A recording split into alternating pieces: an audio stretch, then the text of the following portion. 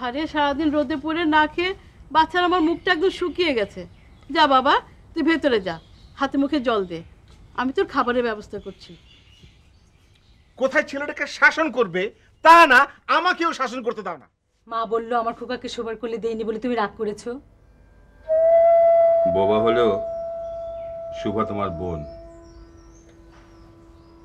তার মন খারাপ হলে বাবা হিসেবে আমার রাগ করারই কথা। আমরা তো পরের ঘর করি, অনেক কথা শুনতে হয়। আমাদের ঘরে যদি বোবা সন্তান হতো তাহলে কি আমরা সুখী থাকতাম? বোবা কোনো অভিশাপ নয়, সমাজের মানুষ ওদের অভিশপ্ত করে রাখে। ভগবানের সৃষ্টি সব সমান। তোমার বোবা মেয়ে হয়েছে বলে তুমি এমন কথা বলছো। যাদের বোবা সন্তান নেই তারা এমনটা ভাবে না। কি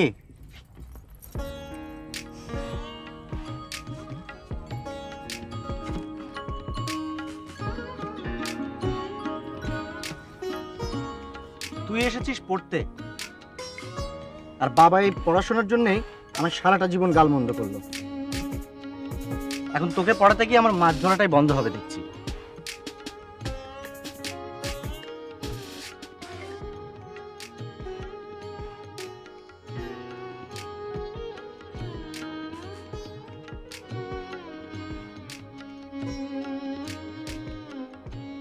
তোর এত বড় নাম আমার ভালো লাগে না, তাই নামটা ছোট করে দিল।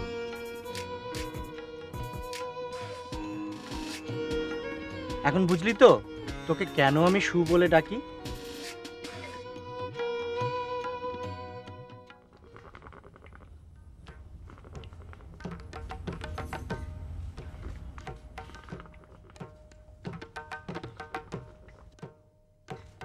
দাঁড়াও, এদিকে এসো।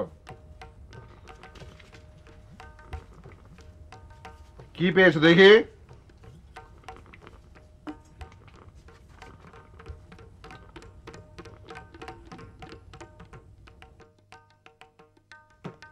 সারাদিনে এইটুকু একটা মাছ? মাছ ধরা বন্ধ করে সংসারের দিকে মন দাও। আমার বয়স হয়েছে, আমি কত দিক সামলাবো? আমার সহায় সম্পত্তি আছে বলে কি তুমি নিশ্চিন্ত? সেগুলো দেখবার জন্য তো লোক দরকার নাকি?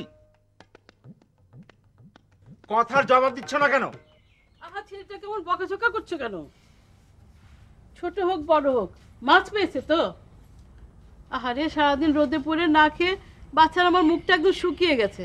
যা বাবা, তুই ভেতরে যা, হাতে মুখে জল দে, আমি তোর খাবারের ব্যবস্থা করছি। কোথায় ছেলেটাকে শাসন করবে তা না, আমাকেও শাসন করতে দাও না। এভাবে ঘুরে বেড়ালে ওর ভবিষ্যৎ কি হবে তুমি জানো? ভগবানের কৃপায় তোমার ছেলে যে বোবা কানা হয়নি, এইভাবে খুশি থাকো। ওরকম অকর্মণ্য ছেলে থাকার চেয়ে না থাকা ভালো।